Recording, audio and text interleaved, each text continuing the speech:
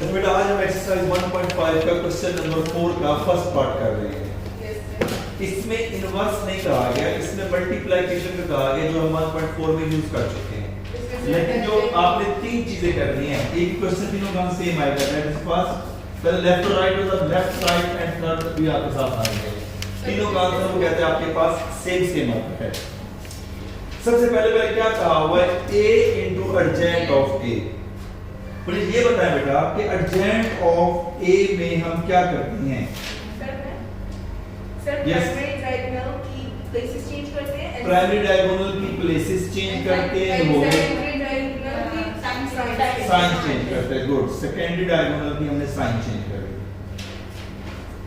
ठीक, अब देखिए उसे क्या है, a into adjacent of a, दरमियान में ब्रैकेट है। अगर ब्रैकेट का मतलब क्या होता है?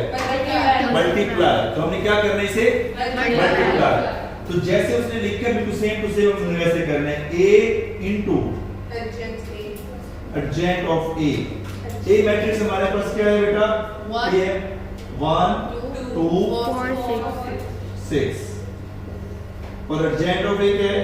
6 minus 2 minus 4 1 एक सेकंड, 6 minus 2 minus 4 1। मल्टीप्लिकेशन के अंदर अक्सर बच्चे कंफ्यूज हो जाते हैं, ठीक है, कि मल्टीप्लिकेशन हमने करना किस तरह से। ऑल ऑफ यू अटेंटिव, मैं आप लोगों से एक रो का क्वेश्चन मैं करके दूंगा, दूसरी आपको पूछूंगा। पहला स्टेप ये चेक करते हैं कि आर में मल्टीप्लाइएबल आना। Yes sir. क्यों?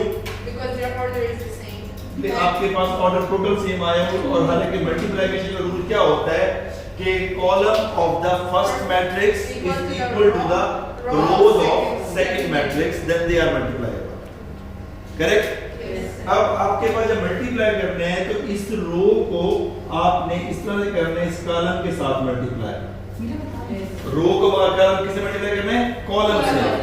इन such a way tail multiply with tail and head multiply with head. दरमियान में साइन क्या है? प्लस। प्लस, फार्मूले की साइन आपके पास प्लस। टेल को टेल से मल्टीप्लाई करेंगे, यस, क्या आएगा? 6 1 are 6। ठीक, अगर 6 1 6 लिखूं या आपके पास ब्रैकेट बना के अलग अलग लिखूं? नो सर, लिख ले 6 डायरेक्ट तो चल जाएगा। 6 1 6, ये फार्मूले का आपके पास प्लस आ गया। Yes sir. ठीक है, हमारा का मुझे थोड़ा सपोर्ट नहीं कर रहा। Plus 2 into -4 -8। सेकंड कॉलम से जब मल्टीप्लाई करेंगे तो मुझे बताइए हाल जाएगा। हाँ, कैसे करेंगे? 1 2 जाएंगे -2, 1 into -2 तो -2 आ जाएगा। फिर प्लस फार्मूले का, then 2 1 2। Good, are you clear? Yes sir. अब यही काम अनमा मुझे बताएंगे कि इस सेकंड रो के साथ आपने करना है। 4 into 6 4 into 6 क्या आ जाएगा? अगर आपके पास मल्टीप्लिकेशन की प्रॉब्लम हो रही है तो आप ये भी कर सकते हैं कि 4 into 6 ये ब्रैकेट डाल दी एंड देन प्लस फार्मूले की साइन। 24 ठीक है, और सेकंड एलिमेंट से क्या आएगा? 6 into 6 into -4। अगर आप डायरेक्ट कर सकते हैं 4 6 are 24, then it's also okay. अगर आपके पास ना हो वैसे तो आपने क्या करना है बेटा, आपके पास यू ब्रैकेट बना के भी आप कर सकते हैं। यस। ठीक है आयशा, अगर हम इसकी सेकंड रो को सेकंड कॉलम से मल्टीप्लाई करेंगे तो बेटा कैसे करेंगे? 4 into 1 बेटा देखो सेकंड कॉलम ये है, 2 sorry 2 4 into 2 भी नहीं, 4 into -2। तो क्या करेंगे? 4 into -2 प्लस फार्मूले की साइन है, फिर क्या आ जाएगा आगे? 6 into 1। अच्छा, मैंने अब आपके पास यहाँ पे दो चीजें लिखी, तो आप ऐसा ना हो कि बिल्कुल ऐसे ही कर देना। आपने इन दोनों मेथड से एक चूज करना है, या इस तरह से लिखना है या नीचे वाला लिखना। ऐसे नहीं करना सर, आपने ऐसे लिख कर हम इधर से लिखे। ठीक है, कि आपको समझाने के लिए कि अगर आपके पास ये डायरेक्ट मेथड आपको कंफ्यूज करता है, क्योंकि ये आपके पास 6 1 6 लिखा है, if you are feeling confusion तो फिर आप इस तरह से लिख के फिर सॉल्व कर लें। अब हमने इसका आंसर लेना है कि हमारे पास आंसर क्या बनता है? 6 -8 -2। ये हमारे पास क्या आ रहा है? a into adjacent of a equal to -2 0 फिर हमारे पास क्या आ जाएगा? 0।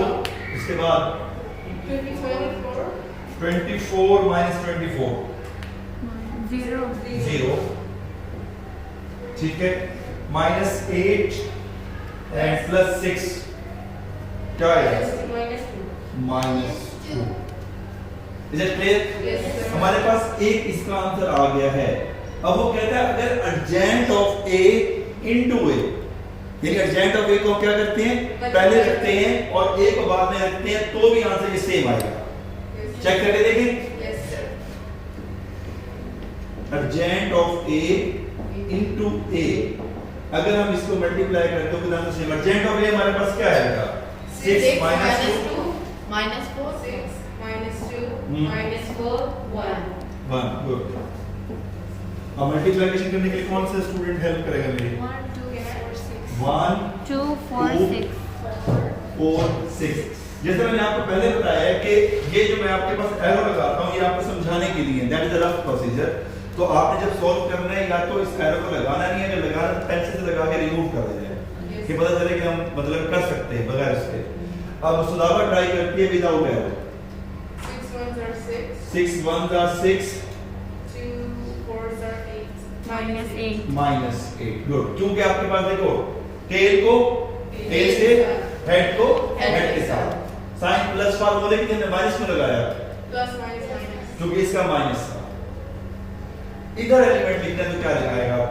6 2s are 12 6 2s are 12 plus -2 minus 12 minus 12, क्योंकि second element with second. yes Yasmin help करेंगी सेकंड रो के लिए? जी बताएं क्या आएगा? 4 on the 4. -4 -4 plus 1 4s are 4 4 1s are 4। लेकिन बेटा आपके पास ये रो फर्स्ट कॉलम के साथ, yes sir अभी से ठीक है। अब सेकंड कॉलम के साथ मल्टीप्लाई होना है। -4 into 2. -4 into 2 क्या आ जाएगा? -8. -8 then plus 6 +6। Very good. अब आपके पास क्या आ जाएगा? 6 -8 -2 0 0 और बोथ आंसर सेम। इसका मतलब यहाँ तक बात तो है सेम। अगली बात वो आपके पास क्या कहते हैं, जो इसका आंसर आता है उसको अगर डिटर्मिनेंट लें आई के साथ तो भी आंसर सेम आएगा। आई का मतलब होता है आइडेंटिटी मैट्रिक्स, लेकिन डिटर्मिनेंट तो आपको पहले से मालूम है ना कि डिटर्मिनेंट ऑफ ए हम कैसे लेते हैं। डिटर्मिनेंट ऑफ ए के लिए आपके पास मैं ये वाली जगह यूज करूं या इसके नीचे भी यूज हो सकती है।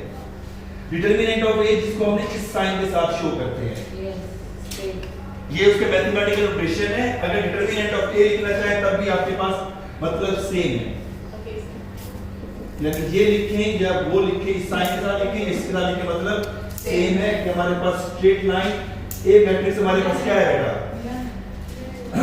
1 2 4 6 है ना?